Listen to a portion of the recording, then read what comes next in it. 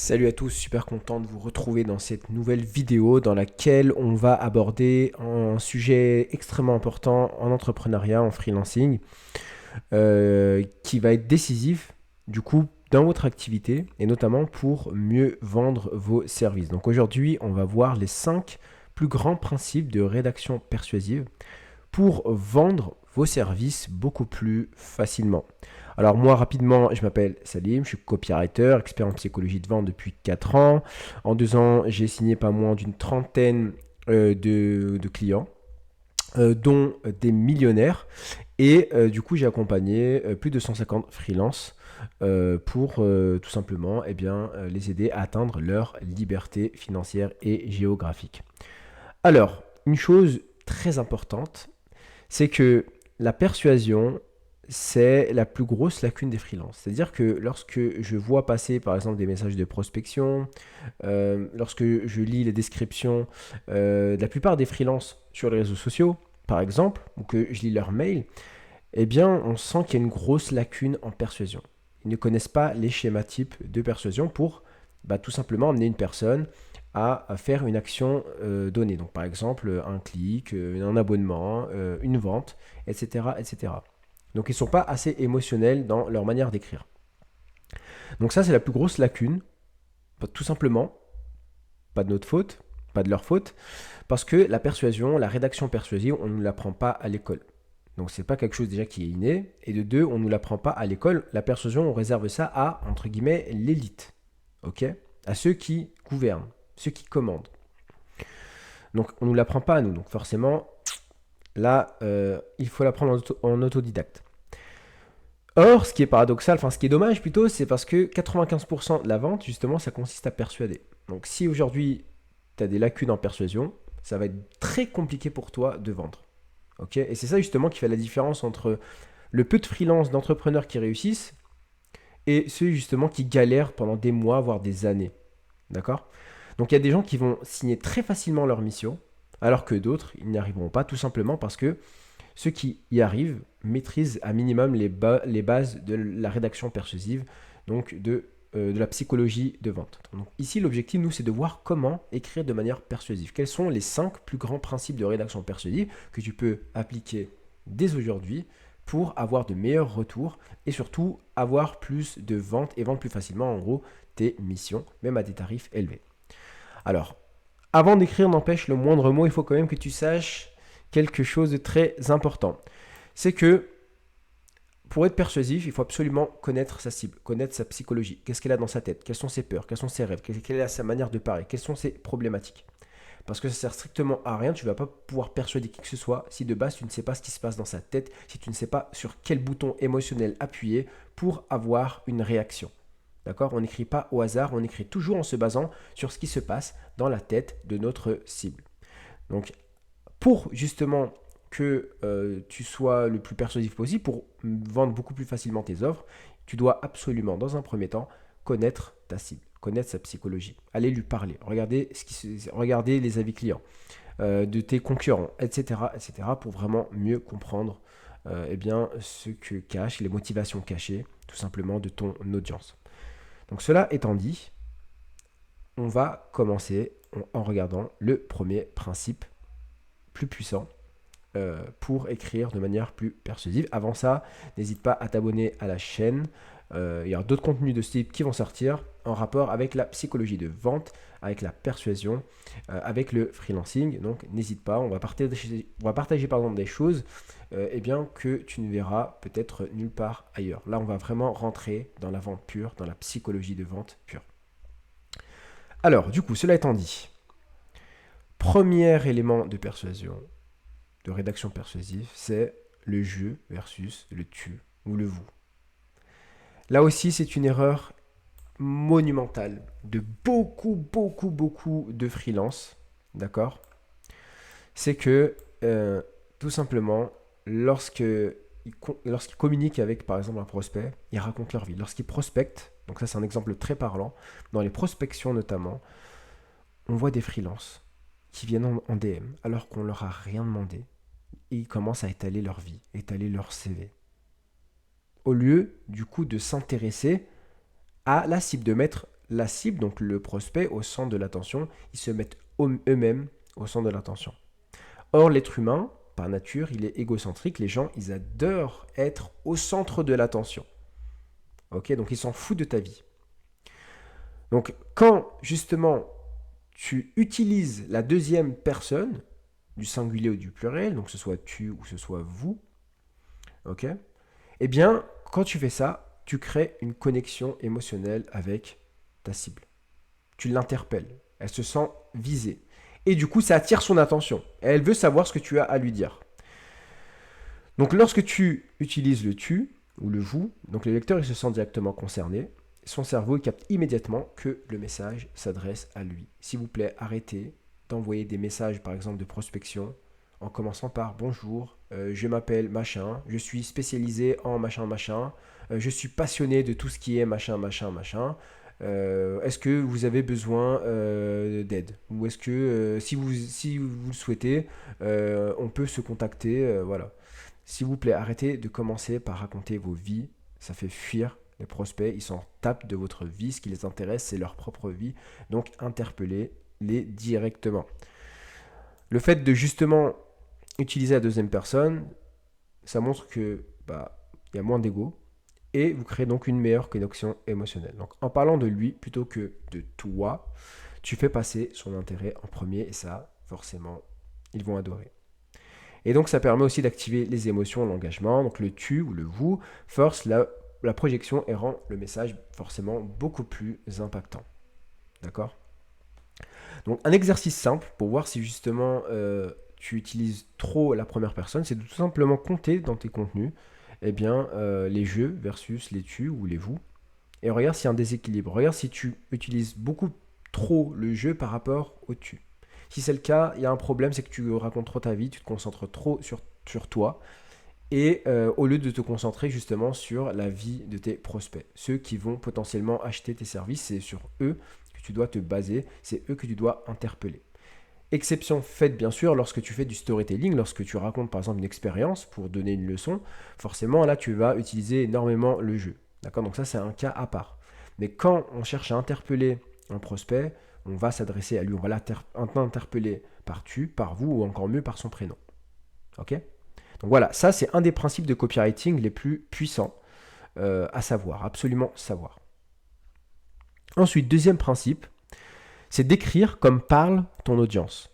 D'accord? Là aussi, une erreur éliminatoire, c'est d'utiliser des mots trop compliqués, trop formels qui ne seront pas compris par ton audience. Si tu fais passer ton audience pour des teubés, des gens qui ne comprennent pas, genre quand ils te lisent, ils te disent mais c'est incroyable, j'ai pas compris, il faut que je relise 2-3 fois pour comprendre le sens de la phrase, c'est qu'il y a un problème. D'accord? Et les gens, ils ne veulent pas passer pour des cons. Donc fais attention aux mots que tu emploies. Vraiment, dis-toi que tu t'adresses à des enfants de 9 ans. Il faut qu'un gamin de 9 ans soit capable de comprendre tes phrases. Si ce n'est pas le cas, il y a un problème. Donc arrêtez, s'il vous plaît, d'être trop formel, on dirait que vous avez un bâton dans le huc pour rester poli. S'il vous plaît, lâchez-vous, soyez authentique, utilisez les mêmes mots qu'utilise votre audience. D'accord? Donc en fait, en faisant ça, on va jouer sur l'effet miroir pour, encore une fois, attirer leur attention et augmenter la confiance envers nous. Ok? Par exemple, au lieu de dire juste vous voulez perdre du poids efficacement, on peut réutiliser des termes qu'utilise justement notre audience pour décrire leurs problèmes. Par exemple, tu veux perdre 5 kilos en 30 jours sans faire de régime et en continuant à manger ce que tu kiffes. Voilà. Bon, là, c'est un exemple. Par exemple, kiffer, c'est pas tout le monde qui le dit. Si ton audience emploie ce mot, parce que peut-être que tu cibles des jeunes, eh bien, emploie ce mot. Si toi aussi, tu as l'habitude de le dire dans la vraie vie. Donc vraiment, utilisez des mots qu'utilise votre audience tous les jours pour parler, pour décrire leurs problèmes, et que vous aussi, vous utilisez. Et forcément, si vous écrivez comme parle votre audience, vous allez attirer son attention et vous allez cartonner. C'est une garantie. Ensuite, troisième principe, c'est ce qu'on appelle la projection. C'est quoi la projection? C'est tout simplement, en fait, ça consiste à plonger ton audience dans une vision future où son problème est résolu grâce à ton service. Il y a un truc qui est fascinant avec le cerveau, c'est qu'il ne fait pas la différence entre une visualisation forte, une image mentale forte et la réalité. D'accord? Donc, si tu projettes une image convaincante, la personne commence déjà à vivre le résultat. Donc, on va voir justement un exemple. Donc, le fait de justement projeter vers l'idéal, ça active un désir profond, parce que l'être humain, il agit rarement par la logique, mais exclusivement ou quasi exclusivement par la raison. Et du coup, en faisant ça, ça réduit les objections, forcément. Si la personne, elle peut visualiser les bénéfices clairement, eh bien, elle cherchera moins à douter ou bien à essayer de gratter ou de négocier le prix. Par exemple, pour justement jouer sur la projection, un mot très simple, c'est de commencer par imagine. Voilà, imagine, ferme les yeux. Dans 3 mois, tu regardes ton compte en banque et tu vois virement de plus 5 000 euros reçus. Plus de stress, plus de galère à chercher des clients. Juste un système qui tourne, même quand tu dors, et qui te rapporte des ventes chaque mois. C'est exactement ce qu'on va construire ensemble. Donc là, c'est très facile de visualiser le gain, de visualiser le bénéfice, et ça donne une envie irrésistible de découvrir ton offre, peut-être même de la tester. Ok? Donc, jouez, s'il vous plaît, à mort sur la projection. Faites vivre à votre client potentiel comme si en fait il avait déjà acheté votre offre, votre service, votre solution. Et faites-le rêver. Et je vous garantis qu'il va passer à la caisse. Ok? Ensuite, quatrième principe, c'est ce qu'on appelle la technique du recadrage ou du reframing en anglais. Alors, c'est quoi le reframing? C'est tout simplement une technique de persuasion qui est beaucoup utilisée en copywriting, tout simplement parce qu'elle est redoutable. Et en fait, l'objectif, c'est que on va changer en fait la perception d'une situation pour la rendre beaucoup plus positive, plus favorable. Ok? Donc ça permet de créer un nouvel angle d'interprétation. Donc tu donnes une nouvelle vision au lecteur. Peut-être que ton lecteur il pensait que pour réussir quelque chose, il devait faire A, B et C, alors qu'en réalité, il n'a pas besoin de faire tous ces efforts-là. Il peut juste directement faire C, D, E. D'accord? En gros, c'est un exemple. Et ça permet de baisser la résistance psychologique. Donc le lecteur voit les choses sous un jour plus positif. Donc en fait, l'objectif, c'est vraiment que quand tu justement tu montres à ton prospect en fait une nouvelle façon, par exemple, de réussir, d'atteindre un objectif auquel il ne s'attendait pas, il faut qu'il réagisse en mode waouh, je ne voyais pas du tout les choses comme ça. Et si tu arrives à avoir une réponse comme ça, tu as plié le game. Par exemple, ce qu'on pourrait dire, justement, c'est dire que pour signer des missions régulières sur le long terme, ça ne sert à rien d'envoyer des centaines de messages de prospection, de publier des contenus chaque jour ou d'être sur toutes les plateformes de freelance. Donc là, on casse une fausse croyance de se dire que, ouais, ok, donc pour vivre du freelancing, il faut que je bombarde en contenu, que je bombarde en prospection, que je fasse plein de vidéos, que je fasse plein de publicités, etc., etc. Et ensuite, on casse le mythe en disant alors qu'en fait, non, tu n'as pas besoin de tout ça. Il suffit juste d'avoir un petit écosystème de vente qui soit bien optimisé, qui est basé sur la psychologie de vente pour rapidement signer des clients sans courir derrière à chaque fin de mission. On aurait pu même rajouter pour que ce soit en fait tes clients qui viennent vers toi. Voilà, là on a changé la perception de la personne. Tu pensais que tu devais faire X efforts pour réussir, alors qu'en fait, il suffit juste de faire telle chose pour réussir. Beaucoup plus facilement, beaucoup plus rapidement. Le reframing, encore une fois, très balèze pour persuader votre audience. Et enfin, le cinquième principe, c'est de se concentrer sur la transformation. Là aussi, c'est une erreur qui est monumentale. Beaucoup de freelances passent tout leur temps, tout leur pitch de vente, dans tous leurs argumentaires de vente, eh bien, ils prennent beaucoup trop de temps à expliquer le contenu de leur offre, ce qu'ils vont faire, d'accord? Ce qu'ils vont en fait réaliser comme service, par exemple, au lieu de se concentrer sur les résultats attendus. Les gens, ils n'achètent pas un produit ou un service, ils achètent le résultat, la transformation. Une personne qui réserve un billet chez une compagnie, il ne réserve pas pour l'avion. Il s'en fout de l'avion. Ce qui l'intéresse, c'est la destination, c'est le résultat final. C'est où l'avion va l'emmener. Donc c'est ça qui fait rêver. C'est pas l'avion en soi qui fait rêver. On s'en fout de l'avion. D'accord? C'est pas la priorité. Ce qu'on veut, c'est la destination finale. C'est avoir des vacances, aller dans une île paradisiaque. C'est ça qui vend. Donc c'est le résultat final, c'est la transformation. Donc là, encore une fois, erreur monumentale de décrire tes services au lieu de montrer comment tu peux apporter les résultats. L'objectif, c'est de faire ressentir donc le bénéfice final. Encore une fois, on joue sur l'effet de projection en faisant ça dans sa nouvelle vie. On rend l'offre plus irrésistible, bien sûr, parce que si la transformation est forte, l'achat devient évident. Et du coup, pareil, on crée encore une fois une connexion émotionnelle. N'oubliez pas que la vente, c'est qu'une question d'émotion. Donc les gens veulent résoudre un problème ou atteindre un objectif. C'est ça en fait qu'il faut absolument, sur lequel il faut appuyer.